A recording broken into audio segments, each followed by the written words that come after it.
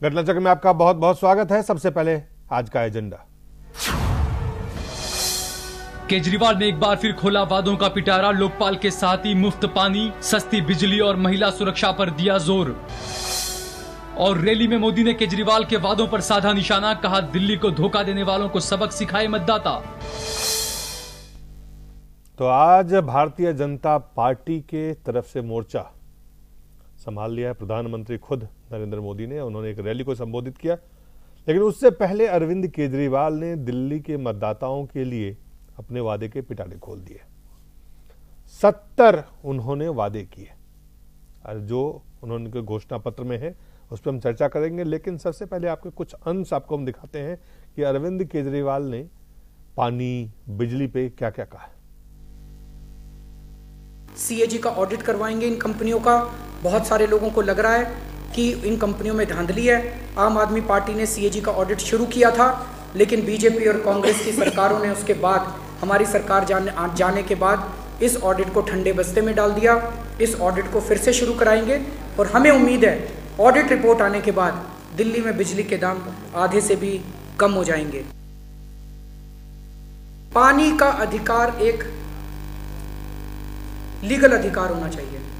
इस किस्म का एक कानून लेके आएंगे।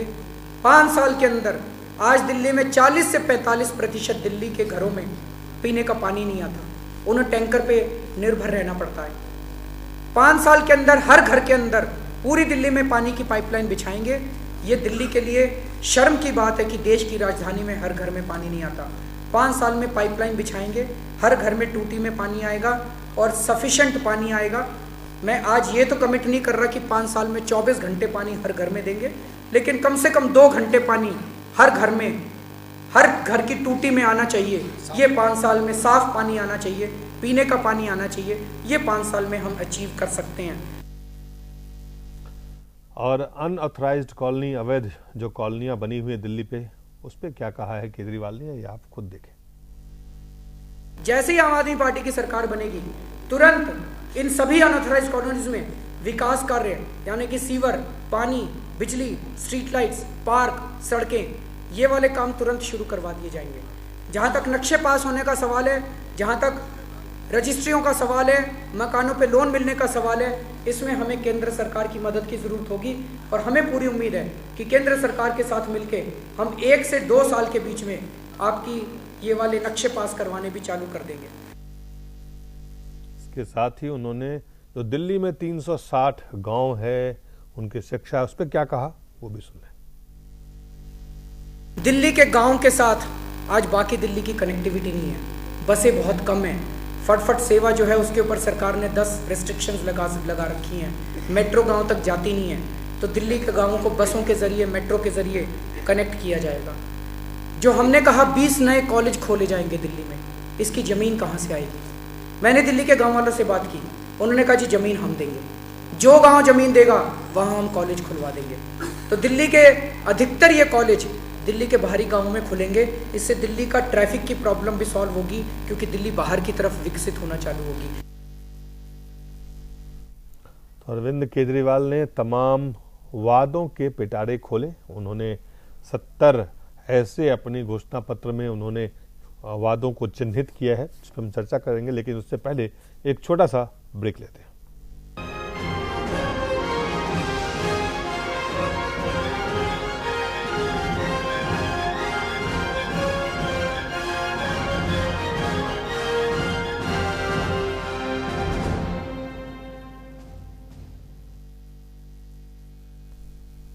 केजरीवाल पे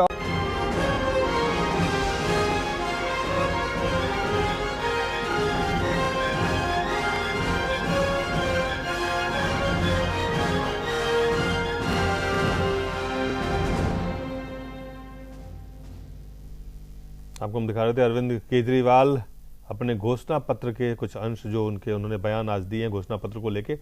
उन्होंने इतना ही नहीं, दिल्ली के व्यापारियों के लिए भी उन्होंने वैट की जो बात की है, दिल्ली को उन्होंने जो व्यापार का मुख्य केंद्र बनाने की बात कही है, वो भी आपको हम दिखाते हैं। हम दिल्ली को व्यापार का हब बनाना चाहते हैं। 2003 के पहले दिल्ली होलसेल ट्रेड का हब हुआ करती थी। सारा देश का ट्रेड दिल्ली में आया करता था और दिल्ली से बाहर जाया करता था। लेकिन बाद में सरकार ने वैट के रेट बढ़ा के अब दिल्ली का सारा व्यापार आसपास के राज्यों में शिफ्ट कर गया है। जैसे खाने पीने के आइटम पे दिल्ली में 12% वैट है, हरियाणा में 5% वैट है, तो दिल्ली का सारा व्यापार पड़ोसी राज्य में चला गया। हम दिल्ली के अंदर 5 साल में वैट के रेट सबसे कम कर देंगे। इससे 4 फायदे होंगे। एक तो दिल्ली में महंगाई कम होगी और टैक्स का रेट कम हो गया। दूसरा मेरा मानना है टैक्स का रेट कम होगा तो टैक्स की चोरी कम होगी, टैक्स के रेवेन्यू बढ़ेंगे, इससे सरकार को फायदा होगा। तीसरा, व्यापारी खुश होंगे, व्यापार बढ़ेगा, व्यापार वापस दिल्ली में आएगा। और चौथा, व्यापार बढ़ेगा तो रोजगार भी बढ़ेगा। तो वैट के रेट हम 5 साल में सबसे कम करेंगे। उसके पहले जीएसटी आ गया तो अलग बात है, लेकिन जीएसटी नहीं आया तो वैट के रेट हम सबसे कम करेंगे। इसके अलावा भी कई वादे उन्होंने किए हैं। कुछ बड़े वादे हैं जिसमें उन्होंने दिल्ली जन लोकपाल बिल लाने की बात कही है, स्वराज विधेयक पास करने की बात कही है, दिल्ली को पूर्ण राज्य का दर्जा दिलवाने की भी उन्होंने बात कही है।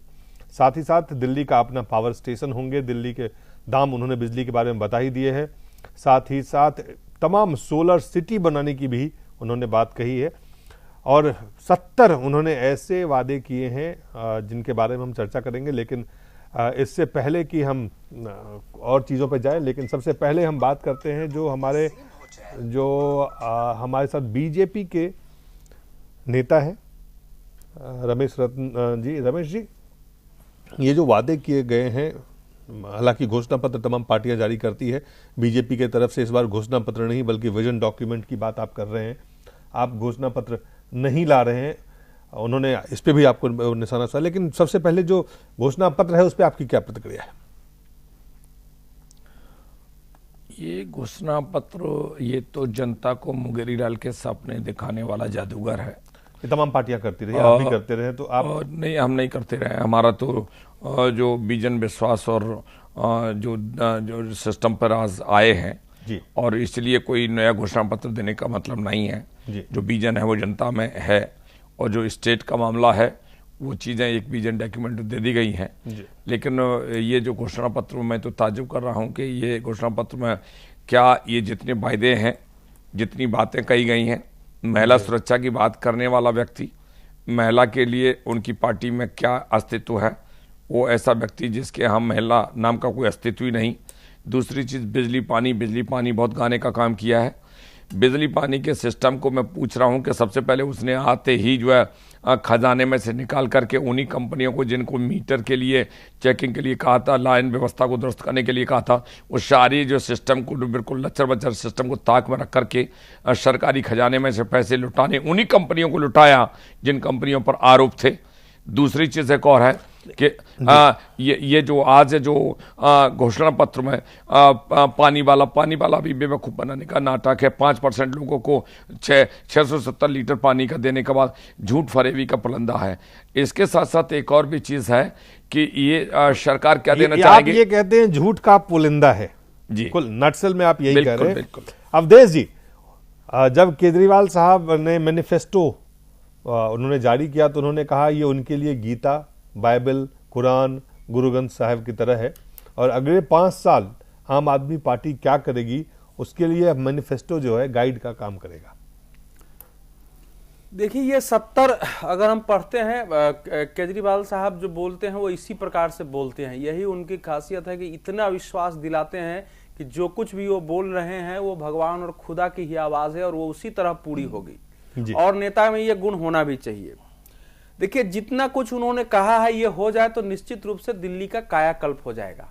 ये 30,000 लीटर मुफ्त पानी, वो सब बोल रहा हूं ना जी। वो तो जितना कुछ उन्होंने ऊपर से नीचे तक कहा है, 2 लाख शौचालयों का वो दिल्ली के सामाजिक विकास के लिए, आर्थिक विकास के लिए, सांस्कृतिक विकास के लिए, दिल्ली को स्वच्छ बनाने के लिए, जमुना नदी को फिर से पुनर्जीवित करने के लिए, सुरक्षा की दृष्टि से सभी कुछ इन्होंने समय पर न्याय प्रणाली उपलब्ध कराने के लिए केजरीवाल साहब का घोषणा पत्र जो है सब कुछ कर दिया है। लेकिन जी बोलिए। लेकिन मेरा कहना यह है कि ये जो इसमें कहीं भी इस घोषणा पत्र में नहीं है कि हम इतना काम करेंगे, इसके लिए धन कहां से आएगा।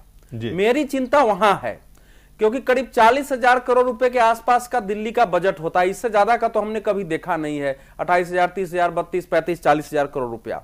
जी। अब ये टोटल अगर उनकी योजनाएं जोड़ दी जाए तो 5 साल में मान लीजिए अगर उनको करना हो तो ये कम से कम 15 से 15 लाख करोड़ से ज्यादा का ही ये ऊपर हो जाएगा, जितना कि हमारे देश का बजट है जी।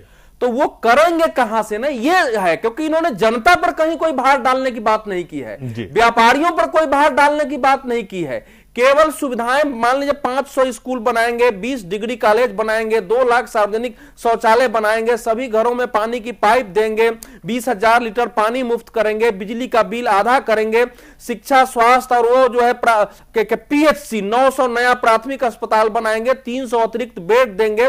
मैं ये कह रहा हूं कि ये सब चीजें अच्छी, हर सड़क पर 15 लाख सीसीटीवी कैमरे भी 10 से 15 लाख सीसीटीवी कैमरे लगाना है, 47 जो है नए ट्रैक अदालतें बनेंगी। तो ये जो है फ्री में समूचे दिल्ली में फ्री में जो है वाईफाई हम दे देंगे। तो इसके लिए ग्राम विकास के लिए जो बात कर रहे हैं कि मेट्रो वहां तक ले जाएंगे, ले जाइए, बसें वहां तक ले जाइए, सबको जरूरत है। लेकिन ये प्रश्न इसमें ये कहीं नहीं आया है कि दिल्ली को इतना धन आएगा कहां से। तो कह रहे हैं कि बहुत चीजों में हमको केंद्र सरकार की मदद पड़ेगी। तो क्या सरकार में आने के बाद जो काम वो नहीं करेंगे उसके लिए केंद्र सरकार पर हमला करेंगे कि केंद्र सरकार हमको पैसा नहीं दे रही है?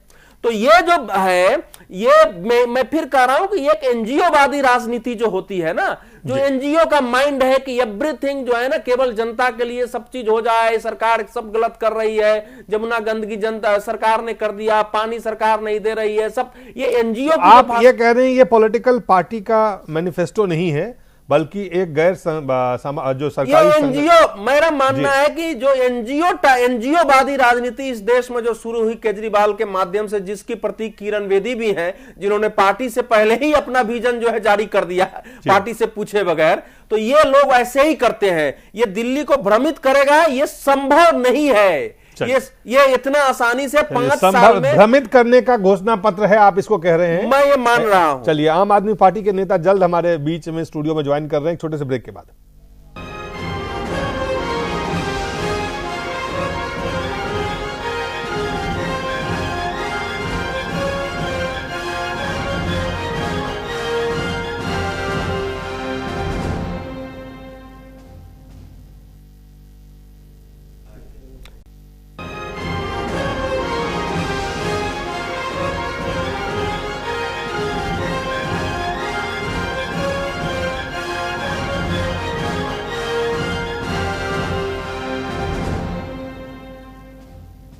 एक बार चर्चा कर रहे हैं। आम आदमी पार्टी के नेता अरविंद केजरीवाल ने दिल्ली के मतदाताओं के लिए घोषणा पत्र जारी किया, जिसमें उन्होंने 70 ऐसे वादे किए हैं, जिसमें दिल्ली जन लोकपाल बिल, स्वराज विधेयक, दिल्ली को पूर्ण राज्य का दर्जा, बिजली के बिल आधे करने के बाद दिल्ली का अपना पावर स्टेशन, वितरण कंपनियों में कंपटीशन, सोलर सिटी बनाने का, 20,000 लीटर पानी मुफ्त देने का, 2 लाख शौचालयों बनने का निर्माण, 500 नए सरकारी स्कूल, 20 नए डिग्री कॉलेज, निजी स्कूलों के फीस पर निगरानी, जो लास्ट माइल कनेक्टिविटी है उसको बढ़ाने की, महिला सुरक्षा की बात उन्होंने की है, हर मोबाइल फोन पर एक सुरक्षा या जो SOS बटन की सुविधा उन्होंने महिला सुरक्षा के लिए बात की है, वाईफाई पूरी दिल्ली को करेंगे, खुदरा जो व्यापार है उसमें जो कोई डायरेक्ट फॉरेन इन्वेस्टमेंट उसमें नहीं करवाएंगे, नहीं होगा, उसमें 8 लाख रोजगार के अवसर जो है वो दिए जाएंगे, लोगों को देंगे, और ठेके के सभी पद को नियमित किए जाएंगे। 1984 के दंगों के पीड़ितों के लिए न्याय की बात कही है, 10 से 15 लाख CCTV कैमरे की बात कही है। इसके अलावा भी कई और वादे हैं, जो कुछ बड़े वादे हैं वो आपको हमने दिखाए। आपने इससे पहले अरविंद केजरीवाल के पूरे उस भाषण के अंश को भी देखा, और 2 प्रतिक्रिया हमने ली, एक भारतीय जनता पार्टी के नेता से और एक वरिष्ठ पत्रकार अवधेश कुमार जी से। उन्होंने कहा, भारतीय जनता पार्टी का नेता का मानना है कि ये झूठ का पुलिंदा है और इसमें कुछ भी नहीं है। अवधेश जी ने कहा इसमें जो ये करेंगे कैसे, ये बड़ी बात है, कैसे कैसे करेंगे उसके बारे में कोई बात नहीं कही है। साथ ही साथ जिन चीजों को नहीं करना है, क्या उसका ठीक रहा, वो अगर सरकार में आते हैं केंद्र सरकार पे फोड़ेंगे, जिस तरह से उन्होंने पूरे चीज को सामने रखा है। आम आदमी पार्टी के नेता है, सबसे पहले आपसे ही शुरुआत करते हैं कि आपने इतने सारे जो वादे किए हैं, वो जो सवाल है कि कैसे पूरा करेंगे। देखिए, आप एयर कंडीशन कमरे में बैठकर, एयर कंडीशन कार में चलकर और एयर कंडीशन के एनवायरनमेंट में रह करके आपको पता ही नहीं चलेगा कि ये इन सब सबके लिए आम आदमी पार्टी ने पिछले 4 महीने से कैलकुलेशन कर रही है। अच्छा। और एक एक चीज हमारे पास प्रोफेशनल्स हैं, हमारे पास टेक्नोक्रेट्स हैं, और हमारे पास हमने दिल्ली डायलॉग के थ्रू सारी दिल्ली की जनता को ये बताया है क्लियरली कि हमारे पास हर चीज की कैलकुलेशन है, और ये 4 महीने से चल रहा है, अभी से नहीं। कैलकुलेशन तो है, पैसे धन साधन कहां से लाएंगे? वही तो मैं बोल रहा हूं ना, ये सब चीज कैलकुलेटेड है। और ये इसको जितना इन्फ्लेट करने की कोशिश कर रहे हैं, ये इसमें कोई ज्यादा खर्चे वाली बात नहीं है। ये सबसे पहली बात जो है, इस सबको करने के लिए भ्रष्टाचार हम मिटाएंगे, अपने आप ही स्ट्रीमलाइन होंगी, 2 नंबर के खर्चे खत्म होंगे, और 2 नंबर के जितना भी काम होता है वो बंद होगा, उससे एफिशिएंसी इंप्रूव होगी। और मैं आपको अपना इसमें बताऊं कि इस भ्रष्टाचार का जो बंद होगा, जिसकी वजह से जो एफिशिएंसी इंप्रूव होगी सरकारी कर्मचारियों की भी और बाकी सब प्रोफेशनल इंस्टीट्यूशंस की, उससे इतना फर्क पड़ेगा कि हम ये जो हमने कैलकुलेट किया है, ये बाकायदा एक बिल्कुल up to the final rupees तक हमने कैलकुलेट करके सब चीजें बनाई हैं, और उसके बाद हम पब्लिक में आए हैं। तो पहले आप ये कह रहे हैं, आप ये सोचें कि ये मतलब बिना किसी रिसर्च के काम कर दिया गया है, तो भाई साहब आप एयर कंडीशन कमरे में बैठिए, बड़े आराम से जनता आपको जवाब दे देगी। चलिए आप एयर कंडीशन से बाहर निकल के गए हैं, जरा एयर कंडीशन से बाहर निकलने के बाद आपने जो कहा कि भ्रष्टाचार, अगर आपने उसके खिलाफ आप हल्ला बोलेंगे और उससे ये तमाम साधन आएंगे, वो भी एक बहुत बड़ा एक कारण होगा एफिशिएंसी का। देखिए, मैं सरकारी सेवा में था, यहां पे इतनी इनएफिशिएंसी थी कि मतलब एक company, parallel company, cement corporation में था, पैरेलल सीमेंट कंपनियां करोड़ों रुपए के प्रॉफिट कमा रही है, और सरकारी सीमेंट की कंपनियां घाटे में जा रही हैं करोड़ों के। क्यों? उसका सिर्फ एक ही रीजन था, जो बड़े बड़े अफसर ऊपर बैठे हुए हैं, including chief of the company, और जिनके कनेक्शन है, जो भ्रष्टाचारी और हमारे देश के नेताओं से कनेक्शन है, एक मिनट खत्म करूंगा, उसमें जो इनएफिशिएंसी क्रिएट होती है, मैं खुद एक इंजीनियर, मैंने खुद ये ऑब्जर्व किया है कि कोई भी करने वाला इंसान ये नहीं करना चाहेगा यहाँ पे काम, इस एनवायरमेंट अच्छा मिलेगा, सब चीजें अच्छी होंगी, और इसमें कोई ज्यादा खर्चा नहीं है। 1-2 चीजों के अलावा इन सब चीजों में, वाईफाई में कोई खर्चा नहीं है, और आपकी जो बिजली हम देंगे 50%, उसके ऊपर 230 समथिंग करोड़ रुपए का खर्च आएगा महीने का। उसके लिए भी हम सबसे पहले जो ऑडिट करवाएंगे, और ये प्रॉफिट मुनाफा कमा रही हैं जो कंपनियां अनाप शनाप, और ये 2 नंबर के पैसे भ्रष्टाचार में ये जो देना पड़ रहा है इनको, जब ये सब खत्म हो जाएंगे तो अपने आप एफिशिएंसी आएगी, और हम पैसा वहीं से निकाल करके लेकर के आएंगे, जो इनएफिशिएंट गवर्नमेंट ने 15 सालों से इस दिल्ली को बर्बाद किया हुआ है। ये आप देखना, और ये होगा। चलिए दिलीप जी, ऐसा है जी कि हम सब लोग तो एयर कंडीशन में बैठते हैं, मैंने जीवन में कभी एयर कंडीशन लगाया नहीं, जीवन भर आंदोलन में ही रहा पत्रकारिता करते हुए। एयर कंडीशन वाली बात है जी, घर में बैठना। अब आप बोल चुके हैं ऐसे बस नहीं होती, 5000 नई बस, आप 50 लाख माने एक बस जो बढ़िया आजकल आती है, बढ़िया वाली जैसा वो कह रहे हैं, अगर केवल इसका ही हिसाब जोड़ लीजिए तो आपको करीब करीब आप समझ लीजिए कि ये 25 अरब रुपए का तो केवल बस की कीमत हो जाती है। मैं इनको बता रहा हूं कि पैसा का जब बता रहे हैं, मैं तो कह रहा हूं इतना हो जाए। आप मेट्रो की केवल कीमत जोड़ लीजिए वहां, फिर इसमें 500 केवल स्कूल नहीं है, उन स्कूलों में आपको बताया है कि व्यावसायिक शिक्षा और कौशल विकास के लिए अलग से जो आप चीजें खरीद करेंगे, उपकरण डालेंगे, सारा कुछ डालेंगे, एक एक स्कूल पर कम से कम 8 से 10 करोड़ रुपए का खर्च आएगा। वो ऐसे नहीं होता है स्किल का, ये जो बता रहे हैं 500 स्कूलों में।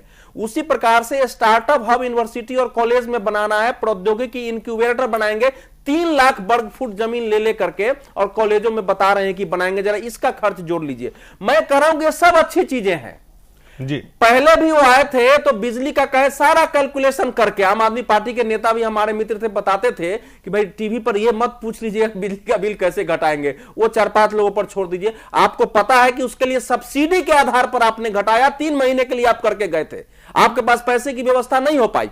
इसमें व्यापारी कहां से आप टैक्स लाएंगे? इसमें तो कह रहे हैं कि वैट भी हम घटा देंगे। आप कहेंगे अगर वैट भी लगाएंगे टैक्स बढ़ेगा। नहीं, वैट कम करेंगे, निगेटिव एनवायरनमेंट इसमें लिखा हुआ है कि वैट कम करेंगे, छापामारी और इंस्पेक्टर राज खत्म करेंगे, छापा मारेंगे ही नहीं। बिल्कुल करेंगे। तो ये अच्छा, इसके अलावा 10 से 15 लाख सीसीटीवी कैमरा लाई, जो कह रहे हैं पैसे नहीं लगेगा, ये मैं बता रहा हूं कि बहुत सस्ते हैं आज की डेट में। अरे भाई, तो 15 लाख का कितना 1 रुपया मिलेगा क्या?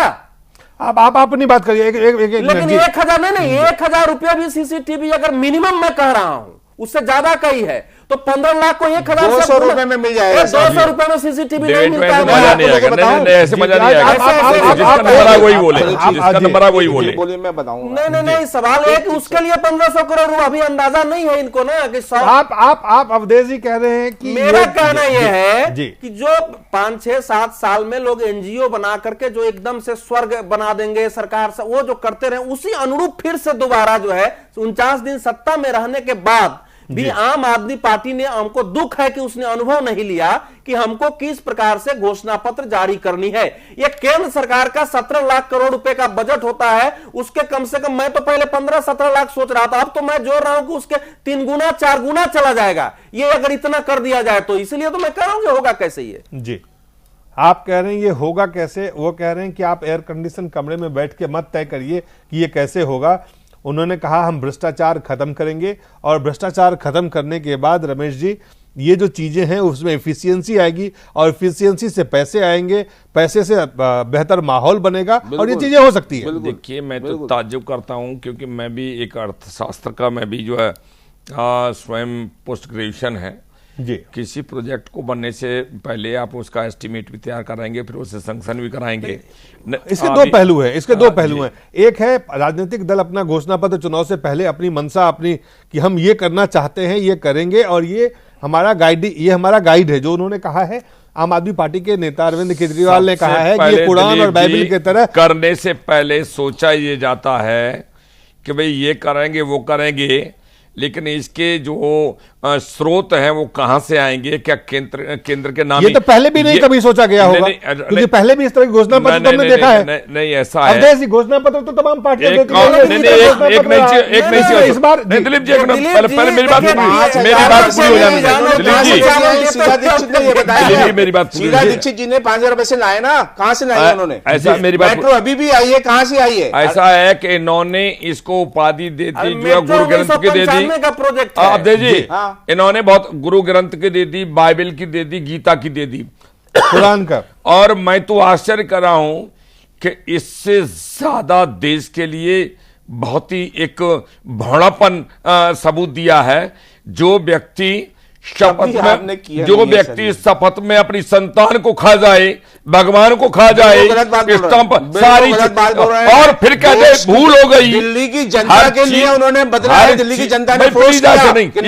आप बदलिए, देखिए जनता पहले है, परिवारवाद में है, इसके लिए तो आपको इसकी प्रेस करनी चाहिए अरविंद केजरीवाल की, लेकिन आप निगेटिव हैं, निगेटिव सोच है। दिल्ली की जनता ने बोला कि नहीं, आपको ज्वाइन करना चाहिए, गवर्नमेंट बनानी चाहिए, तो आए हैं। अदरवाइज हमने साफ मना किया था, हम नहीं करेंगे। आप जरूर बोलिए, इस चीज को आप ध्यान दें, निगेटिव है, पूरी बीजेपी की थिंकिंग नेगेटिव है। और अब मोदी जी को मैं जो रिस्पेक्ट करता था, मैं वो आम आदमी का व्यक्ति झोपड़ी में रहने वाला व्यक्ति बंगले में जा रहा है, 8 महीने कुछ नहीं, लाल बत्ती लगा रहा है, सिर्फ मैगनार में एसी नहीं है, इनोवा में एसी लगा रहा है। लाख रुपए अभी तक किसी एक खाते में नहीं आए हैं, सारे झूठ बोलते हैं और जनता को गुमराह कर रहे हैं। अखिल साहब, आपने बोल लिया जो आप कह रहे, आप क्या कह रहे थे कि आप ये कह रहे हैं कि कुरान गीता, इसमें मैं तो एक बहुत आशा कर रहा हूं कि घोषणा पत्र को ये लगते नहीं है कि पॉलिटिशियन नाम की एबीसीडी इनको आती हो, नहीं है सारा ऐसा नहीं भैया, प्लीज आप ऐसे जब आपका नंबर आए।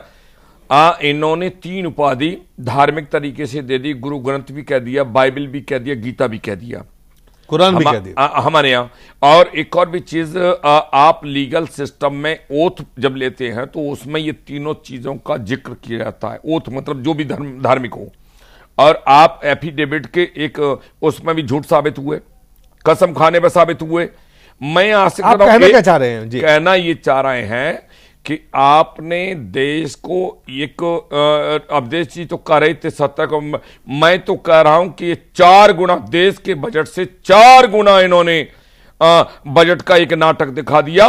इसमें कहीं भी कोई 8 लाख नौकरी दिलवाएंगे। आप कह रहे हैं कि नाटक है? नाटक मैं तो कह रहा हूं ये बिल्कुल सही है कि हम कॉमेडी सर्कस का जोकर है ये आदमी, तो जोकर मेरा एक इसको सवाल है, दे रहा हूं मैं तो। फिर मैं वही बात करूंगा कि सारी कैलकुलेशन करके हमने पिछले 4 महीने से हम लगे हैं डेली डायलॉग के थ्रू पब्लिक से इंटरेक्शन करके, उनसे फीडबैक लेकर के, और कितना पैसा किस चीज में, मैक्सिमम 90% चीजों के ऊपर पैसा खर्च नहीं होना है, सिर्फ 10% चीजों पे होना है खर्च, और वो 10% चीजों के लिए हम अरेंज करेंगे। क्योंकि आप देखिए 90% अगर आप किसी चीज से सेटिस्फाइड हैं तो आप उस डायरेक्शन में चल सकते हैं। 10% के लिए ये तो आप कह रहे हैं कि आपने जो वादे किए हैं 10% घोषणा पत्र, अखिल साहब आप ये कह रहे हैं कि जो 10% जो उसमें से वादे आप किए हैं उसी पे पैसा खर्च होगा।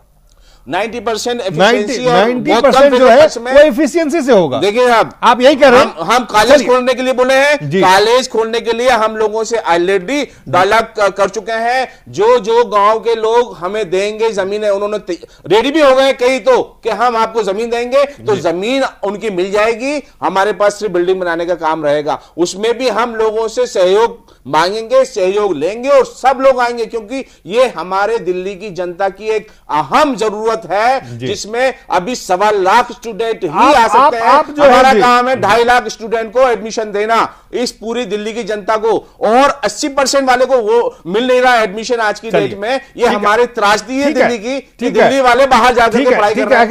अखिल साहब अवधेश जी कह रहे हैं मॉडल है इनके पास एक, वो कह रहे हैं आप हमारे मॉडल को समझिए कि जितने हमने वादे किए हैं उसमें से 90% ऐसे वादे हैं जिसमें बहुत ज्यादा खर्च नहीं है। 10% ऐसे चीजें हैं जिसपे खर्च होंगे, तो उसके लिए साधन जुटाए जाएंगे। और साथ ही कह रहे हैं कि आप मॉडल देखिए, हम अगर कॉलेज बनाना है तो वहां हम भागीदारी करेंगे, जिनके पास जमीन होगा हम उस पर मकान बनाएंगे। नहीं, जमीन तो मान लीजिए बता रहे हैं कि गांव वाले दे देंगे, उन्होंने हमसे वायदा किया है जी। तो अखिल जी जरा बोल तो लूं। जी सर। मैं जो है मैं इरादा तो बहुत, मैं कह रहा हूं कि ऐसा हो जाए तो हम लोगों से बेहतर खुश कौन होगा। लेकिन जैसे आप भी लेकिन सवाल है कि सवाल कह रहे हैं 70 ना, मैं फिर कह रहा हूं कि मुझे एक बात बताइए ना, केवल अगर 900 नया प्राइमरी हेल्थ सेंटर बनेगा, एक हेल्थ सेंटर पर बनाने में कितना खर्च आएगा? प्राइमरी हेल्थ सेंटर पर मिनिमम आप खर्चा अभी बता दीजिए हमको। अगर 4 कमरे का भी एक हेल्थ सेंटर आप बनाएंगे, जिसमें थोड़ी सी दवा रखेंगे, जांच की मशीन रखेंगे, कैलकुलेशन है आपके पास, पता तो नहीं, तो आप क्या उसमें 30,000 अतिरिक्त बेड की बात हो रही है? आप एसी रूम में बैठ के बात कर रहे हैं, वो एसी रूम से निकल के उन्होंने कैलकुलेट किया है। सबसे इंपॉर्टेंट चीज इंटेंशन होता है। अखिल साहब एक सेकंड बोल लेता हूं। अखिल साहब मेरा कहना यह है कि इसमें ज्यादातर जो है वो खर्च वाले मामले हैं। मैं बार बार कह रहा हूं कि 70 में से आप देखेंगे तो 70 में से ज्यादातर वायदे खर्च वाले हैं। इस प्रकार के वायदे कोई भी पार्टी वही करेगी। कौन से खर्च वाले? जिसको 2 ही चीज होगी। अरे मैं तो बताऊं 500 स्कूल खोलेंगे, वो फ्री में हो जाएगा। एक कमरा आजकल ढंग का बनाने में जो है 5-5, 7-7 लाख रुपए लग जाते हैं ढंग से बनाने में, और आप करें 500 पैसा 20 डिग्री कॉलेज खोल देंगे तो बनाने में पैसा लगेगा कि नहीं लगा? डिग्री कॉलेज का मतलब आप समझते हैं? दिल्ली के मानकों पर खड़ा करना। जरा जाके हिंदू और बाकी कॉलेज को देख लीजिए बनाने में कितने करोड़ के रुपए लगेंगे। आप व्यावसायिक शिक्षा सुनिए ना, व्यावसायिक शिक्षा और कौशल विकास का केंद्र बनाएंगे। मेरे को इसमें सबसे समस्या यह लग रही है कि सारा कुछ केवल करेंगे, टैक्स भी घटा देंगे, आपको बैट भी घटा देंगे, सब कुछ करेंगे, लेकिन इसमें करेंगे भैया ये बढ़ाएंगे।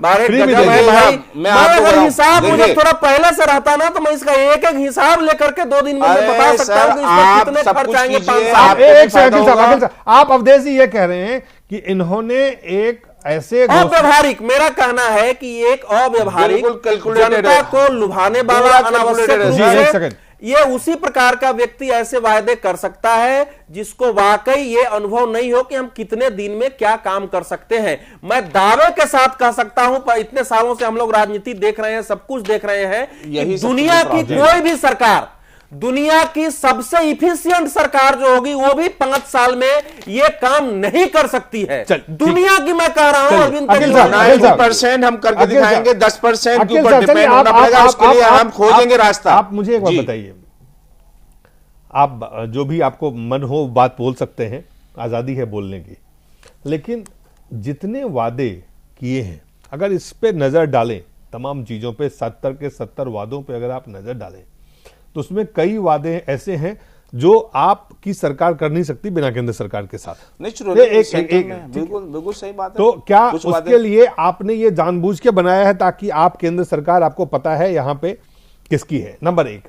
नंबर दो सवाल कि ये जो पूरा आप कह रहे हैं आपके पास कैलकुलेशन है, तो क्या कोई कैलकुलेशन आप हमें बताएंगे, जनता को बताएंगे, देश को बताएंगे कि ये कितना का खर्च होगा इस पे करने पे? और ये क्या आपने कहा आपने एयर कंडीशन कमरे से बाहर निकल के जो कैलकुलेशन किया है वो क्या कैलकुलेशन, जरा बताइए कितने? पहली बात का जवाब दे दूं आपकी जी। मोदी जी इस देश के प्रधानमंत्री हैं और उनका विकास ही एजेंडा है। और आज की डेट में जो बीजेपी के छुटभैया नेता और कुछ बड़े नेता भी जो ये माहौल बनाने की कोशिश कर रहे हैं कि हम जो है कोऑपरेट नहीं करेंगे, तो देश की जनता आपको कहां पहुंचाएगी? आप सवाल का जवाब देंगे या आप राजनीति करेंगे? आपको सोचना पड़ेगा। आप सवाल का जवाब देंगे। बड़ा छुटवैया क्या होगा? दिल्ली आपका 6 इंची का साइज है अभी। देश की जनता आपको वापस कहां का साइज है? छुटवैया सवाल का जवाब दीजिए। आप सवाल का जवाब दीजिए। छुटवैया कोई कैलकुलेशन है आपके पास? तो साइज ही नहीं है, 6 इंची में टपके पड़े हो। आप मुझसे कुछ क्वेश्चन कीजिए। इन्होंने कहा मेट्रो के लिए कैलकुलेशन कुछ है? मेट्रो के लिए, बसों के लिए, देखिए जो अखिल साहब आपने कहा हमारा कैलकुलेटेड है। मैं ऐसे पूछूंगा कि आपसे बताइए अभी 5,000 बसें ज्यादा आई, उससे भी अखिल साहब और मेट्रो आई है। अखिल साहब आप मेरे सवाल का जवाब क्यों नहीं दे रहे हैं? चीज हम फॉलो करेंगे। आप सवाल का जवाब क्यों नहीं दे रहे हैं? आपने कहा हमारे पास कैलकुलेशन है, क्या आपने कैलकुलेट किया है कि 5 साल में आपको कितना साधन चाहिए? बिल्कुल। आप क्या है, कितना कैलकुलेशन है? देखिए इसके लिए हमने साफ बोला, देखिए यहां पे आकर के 5 मिनट में तो कैलकुलेशन बता नहीं जा सकती है। ये पूरी डिटेल्ड स्टडी तैयार हो चुका है। सुनिए आपने तैयार करके मैं आपको पूरा उसका सोल्यूशन बता रहा हूं कि अगर आपको ये इंफॉर्मेशन बिल्कुल रियली में आप चाहते हैं, देश की जनता, दिल्ली की जनता देख रही है बिल्कुल, और हम भी चाहते हैं कि देश बताइए उसको, उनको बताइए कब बताएंगे? सिंपल वे में कब बताएंगे? अपने जो कैंडिडेट हैं दिल्ली के और अरविंद केजरीवाल जिसके पास सारी कैलकुलेशन है, दोनों को पब्लिक में बुलाइए, पब्लिक के सामने क्वेश्चन आंसर कीजिए। आपके पास नहीं है, आपके पास नहीं है। वहां पे आपको हम रखें, बिल्कुल है हमारे पास और पूरी कैलकुलेशन है और फुल डिस्कशन एक बात का हिसाब मांगिए आप, बात का हिसाब मिलेगा। आपको मैं चैलेंज करता हूं, आ जाइए आप आइए डिबेट कीजिए इसके ऊपर और एक एक चैलेंज। ये नहीं आएंगे मुझे पता है, क्योंकि इनको दिल में डर है, इनको कुछ पता भी नहीं है रियल चीज क्या है, देश की जनता को क्या चाहिए। ऐसा है आपने कभी सोचा भी नहीं कि हम ये सारी चीजें हो गया। आपके सवाल अपनी जेब अब हो गया, अब हो गया, उसके बाद हो गया। अपने बंद करिए, भाषण बंद करिए अपना, हो गया भाषण। बोल सवाल का जवाब नहीं दीजिए। जवाब दे रहा हूँ, जवाब आपने दिया नहीं, आपने भाषण दे दिया पूरा। मोदी जी हूँ नहीं, आपने पूरा भाषण दे दिया, भाषण मत दीजिए, सवाल का जवाब दीजिए। आपने पूछा, आपने कहा डिबेट कर लीजिए। 70 में से 2 प्रश्न कर रहा हूं। अच्छा 70 छोड़ो, ये बिजली पानी 5 साल में पूरी दिल्ली में पाइपलाइन बिछा करके टोंटी से पानी दिलवा देंगे, खाली उसका ही बता दीजिएगा क्या बजट। चलिए अभी उन्होंने बता दिया, उन्होंने साफ मेरे पास समय बताओ, ब्रेक लेते हैं, ब्रेक के बाद वापस लौटते हैं। एग्जांपल बता रहा हूं, एग्जाम की जरूरत नहीं है।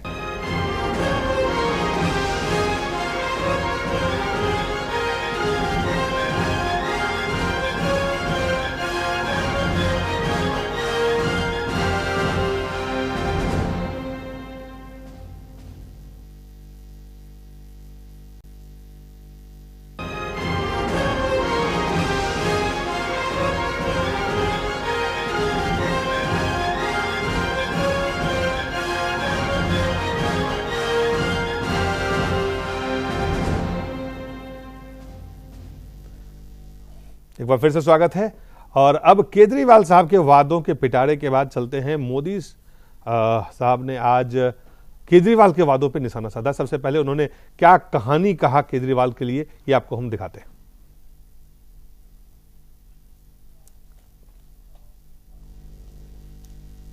एक बड़ा चतुर ऑटो रिक्शा वाला था, बहुत बुद्धिमान था, बात को नए तरीके से कहना, कैसे कहना, लोगों की आंख में पल भर के लिए धूल कैसे झोंकना, बड़ा माहिर था, तो उसने अपनी ऑटो रिक्शा पे बोर्ड लगाया था कि मुफ्त में रिक्शा में बैठिए, मुफ्त में रिक्शा में बैठिए। तो कोई भी बाहर का व्यक्ति आता था, उसको लगता है यार तो बड़ा सेवाभावी व्यक्ति है, मुफ्त में बिठाता है, तो बैठ जाते थे। और फिर बताते थे कि वहां जाना है तो ले जाता था, और जब रिक्शा में से उतरने लगते थे तो पैसे मांगता था। उन्होंने कहा भाई तुमने तो बोर्ड लगाया है कि रिक्शा में बैठना मुफ्त में, तो उसने कहा सही है, बैठना मुफ्त में लेकिन उतरना पैसे दे करके। इसके अलावा भी उन्होंने कई बातें कही, वो भी आपको कुछ अंश दिखाते हैं आपको। मैं बोलना चाहूंगा, जिस प्रकार से विश्व में हिंदुस्तान का डंका बज रहा है, हिंदुस्तान में दिल्ली का डंका बजाना है तो दिल्ली में पूर्ण बहुमत वाली स्थिर सरकार चाहिए, पूर्ण बहुमत वाली स्थिर सरकार चाहिए। किरण बेदी के नेतृत्व में भारतीय जनता पार्टी की सरकार चाहिए। अब मुझे बताइए,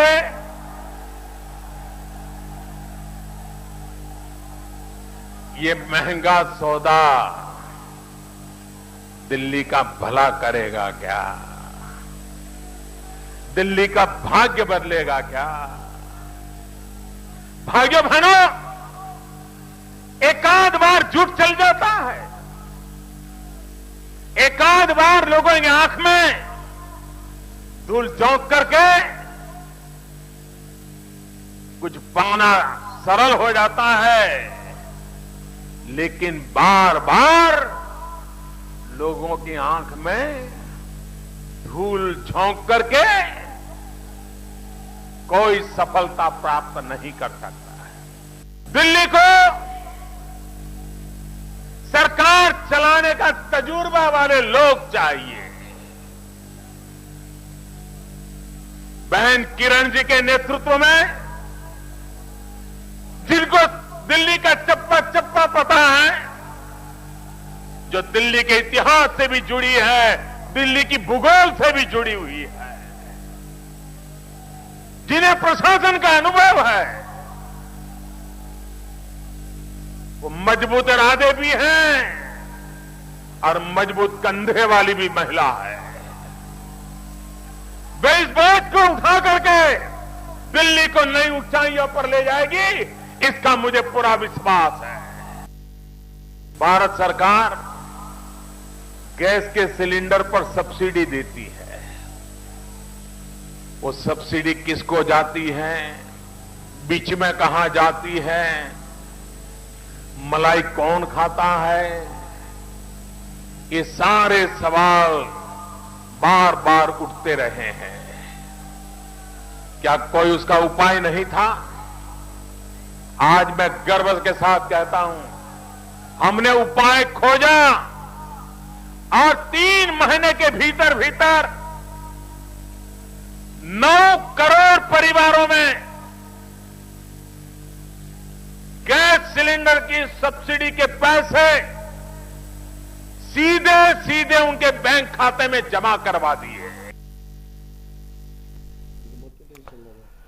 जी अखिल साहब, 2 बातें आपसे पूछना। आपने वादे किए, उन्होंने कहा, उन्होंने वादों, मोदी जी की बात, जी मोदी जी ने कहा कि आप जैसे उन्होंने कहा बार बार आप लोगों के आंखों में धूल नहीं झोंक सकते हैं, आप धोखे से जो है एक बार काम कर सकते हैं, बार बार धोखा नहीं जा सकता है। उन्होंने कहा कि जिन लोगों ने दिल्ली के साथ धोखा किया उनको सबक सिखाए बददाता। आपको लगता है कि जो पिछली बार हुआ 49 दिन में, वो इस बार लोग उसको आपको सबक सिखाएंगे, या जो आपने वादे किए हैं आज उस पर आपको मतदान देंगे? देखिए, धोखा क्या किया दिल्ली की जनता जानती है। 49 दिनों में क्या काम किया है, पूरे देश के अंदर इतने 49 दिनों में इतने काम आज तक नहीं हुए हैं, कहीं का भी रिकॉर्ड आप देख लीजिए। बाकी मोदी जी जो बोल रहे हैं ना कि हमें तजुर्बे वाले लोगों को हमें लाना होगा, सबसे पहले हमें ईमानदार लोगों की जरूरत है। किरण बेदी जी का मेरा बहुत अच्छा एक्सपीरियंस है, मैं उनके साथ रहा हूं, पिछले 4 साल से साथ हूं, और वो कितना सिंसियर हैं इस बात से पता चलता है। तभी आप कि उनको मुख्यमंत्री बनाना चाहते थे। जब पूछा गया उनसे कि मतलब जो अनऑथराइज कॉलोनियां हैं उसके लिए आप क्या करेंगी, तो वो ये बोलती हैं हाँ जे कॉलोनियों के लिए हमारे लिए अलग से प्लान है, हम वो करेंगे। इनको मोहतरमा को ये पता नहीं है कि जे कॉलोनी से बना रहे थे, आप क्यों मुख्यमंत्री उम्मीदवार बना रहे थे, और ये बोलते हैं कि मतलब आप क्यों मुख्यमंत्री का उम्मीदवार फिर बना रहे थे उनको। देखिए हम आप सबसे बड़ी तो ईमानदारी, सबसे बड़ी किसी की क्वालिफिकेशन है राजनेता की, जो दिल्ली और देश के लिए कुछ करेगा, उसकी सबसे बड़ी क्वालिफिकेशन है उसकी ईमानदारी। बाकी सारे एडमिनिस्ट्रेटर आपके पास, आईएएस आपके पास टेक्नोक्रेट सब आपके अंडर में रहेंगे, आप उनके साथ काम ले सकती हैं। लेकिन एक चीज मैं बताऊंगा, किरण बेदी को मोदी जी बोल रहे हैं चप्पा चप्पा पता है, ऑटो वालों को भी चप्पा चप्पा पता है, लेकिन आपको समस्याओं का पता है कि नहीं, सबसे बड़ी बात यह है। और जहां तक मैं समझता हूं बेदी जी को समस्याओं का नहीं पता, वो एडमिनिस्ट्रेशन करने के लिए आई है, और 50 एडमिनिस्ट्रेटर मिल जाएंगे रिटायर बैठे हुए। धन्यवाद अखिल साहब। अवधेश जी, इससे पहले मैं आपके पास आए, रमेश रतन जी वो कह रहे हैं, प्रधानमंत्री जी जो बात कह रहे हैं वो कह रहे हैं अनुभव, ये कहते हैं भ्रष्टाचार, ईमानदार आदमी चाहिए हमें, खाली अनुभव से काम नहीं चलेगा। नहीं, बात तो ये नहीं कि ईमानदारी, चाहे टाटा कंपनी से लेकर के IRS की नौकरी कितने दिन की, इतने ईमानदार थे, एक चोर पकड़ा क्या इन्होंने। दूसरी चीज, इतने ईमानदार हैं ये तो बीजेपी को भी माफ कर गए। विज्ञापन का इनका देख लीजिए पैसा कहां से आ रहा है, कहेंगे तो चंदे का आज तक हिसाब नहीं। और जो आदि 25 रुपए में सिम कंपनी से जो है 1 करोड़ जो है सिम बेच करके जो पूरा 100 करोड़ का जो है खाता खोल सकता है, और अन्ना के मूवमेंट में पैसा खा गया। और जिस आदमी का कोई ईमान धर्म नहीं, ऐसा व्यक्ति, मैं तो ताज्जुब कर रहा हूं जो जीरो बजट पर, जीरो सिस्टम पर पॉलिटिक्स करके सरकार और राजनीति करना चाहता हूं, और उसका 20,000 रुपए की चाय, 30,000 रुपए का खाना 5 स्टार कोई माफ कर गया। ये सारा सिस्टम एक अनैतिकता, और मैं तो कह रहा हूं कि देश के राजनीतिक सिस्टम को चौपट करने वाला व्यक्तित्व है। मैं जवाब देना चाहूंगा चंदे का। सबसे पहले आपका चंदे का, सुप्रीम कोर्ट ने डिसीजन दिया था कि हर पार्टी को चंदा डिस्क्लोज करना चाहिए और करना पड़ेगा। दिया क्या आपने? सुन लीजिए, दिया क्या? पूरी बात सुनिए सर, हमारे पास समय बहुत कम है, पूरी बात बताना 30 सेकंड। लेकिन इन्होंने पार्लियामेंट में इन 40 चोरों ने, जो विधानसभा के 40 चोर थे, उन्हीं की पार्टी वालों ने इकट्ठे होकर के और बिल पास किया कि कोई चंदे का डिस्क्लोजर नहीं होगा। 80% बीजेपी किस बात से बोल रही है? 80% आपके चंदे का डिस्क्लोजर नहीं है, और आम आदमी पार्टी के 1-1 रुपए का हिसाब किताब नेट के ऊपर मौजूद है। 50 बार 2 करोड़ जाके देखिए, ये सिर्फ हार्प कर रहे हैं, किसी भी इश्यू को गलत बता करके भ्रमित कर रहे हैं, गुमराह कर रहे हैं देश की जनता को, दिल्ली की जनता को। आप देख लीजिए वहां पे मौजूद है, 1-1 रुपए का हिसाब साहब आपका हो गया। ऐसा है कि आम आदमी पार्टी असल में वो त्रेता के बाद बात का जवाब दीजिए सर, हरिश्चंद्र के अवतार के रूप में पैदा हो गई है, तो मैं उस पर कुछ नहीं कहूंगा, क्योंकि आप बात का सर जी ऑब्जेक्टिव हो गया, आपका हो गया अखिल जी सर, आपका हो गया। मैं क्या बोलूंगा, मैं तय करूंगा ना, आप आम आदमी पार्टी तय करेगी क्या कि मुझे डिनाई कीजिए। आपके आपका हो गया, आप जो दावा कर रहे हैं बिल्कुल आम आदमी पार्टी, कुछ भी करें, अखिल साहब प्लीज न बोले, अखिल साहब जवाब दे रहे हैं, अखिल साहब प्लीज आप जवाब दीजिए हमारी बात। मैं आप तय करेंगे मुझे क्या बोलना है। जी चलिए अवधेश जी, ऐसा नहीं होता है जी। अब आप जवाब देंगे। ये सत्य हरिश्चंद्र का विशेष संस्करण भारत ने पैदा ले लिया, ईश्वर करें सब सत्य हरिश्चंद्र बने रहे। मेरी उसमें कोई समस्या नहीं है। मोदी जी का भाषण एक पॉलिटिकल नेता का भाषण है, वो ऐसे चलता है। हम लोगों को यह देखना है, मैं किरण बेदी को सर्टिफिकेट नहीं दे रहा हूं, किरण बेदी को भी शासन चलाने का कोई अनुभव नहीं है। अरविंद केजरीवाल और किरण बेदी में अंतर इतना ही है, दोनों एनजीओ के आए हैं, दोनों के आपस में संबंध रहे हैं, दोनों एक दूसरे की कमियों पर हमला नहीं कर सकते हैं, न उनकी हवाई यात्रा पर कर सकते हैं, न ये इनके विदेशी चंदे पर कर सकते हैं, वो तो दोनों का खेल है। लेकिन मेरा कहना इतना ही है कि आम आदमी पार्टी के बारे में नरेंद्र मोदी जो कह रहे हैं, वो उसमें से 2 बातें ज्यादा महत्व की है कि भैया बात से काम नहीं होता है, काम करने के लिए योजना बनानी पड़ती है, उसके लिए धन जुटाने पड़ते हैं और तब काम होता है। हम भी दिल्ली को ऐसा बनाना चाहते हैं। तो अगर मूल्यांकन करना होगा जनता को कि एक आदमी जो कर रहा है वो और एक आदमी अरविंद केजरीवाल है, तो निश्चित रूप से इस समय अगर मेरे से पूछेंगे तो अगर नरेंद्र मोदी उम्मीदवार होते मुख्यमंत्री का, या नरेंद्र मोदी किसी को उम्मीदवार नहीं बनाए होते तो पलड़ा उनका भारी होता। लेकिन अगर आप किरण बेदी को रखते हैं और उसमें केजरीवाल का मुकाबला होगा तो वहां थोड़ी समस्या दिल्ली की जनता को जरूर पैदा हो रही है। बात यहाँ पे जो लेकिन आम आदमी पार्टी जो है ये बिल्कुल एक गैर जिम्मेवार की तरह, एक गैर जिम्मेवार पार्टी की तरह जो नहीं संभव है उस प्रकार की घोषणाएं जारी करती है, बिल्कुल जो बातें करती है और दूसरे सारे लोगों को, चाहे पत्रकार हो, नेता हो, सबको ये चोर कहती है। इनके अपने उम्मीदवारों की औसत संपत्ति 2.89 करोड़ से 5.89 करोड़ हो चुका है 1 साल के अंदर। करोड़पति उम्मीदवार इतने खड़े हुए हैं और दूसरे की आलोचना करते हैं। तो मैं उस पर जाना ही नहीं चाहता था, मैं केवल तथ्यों पर बात करना चाहता था।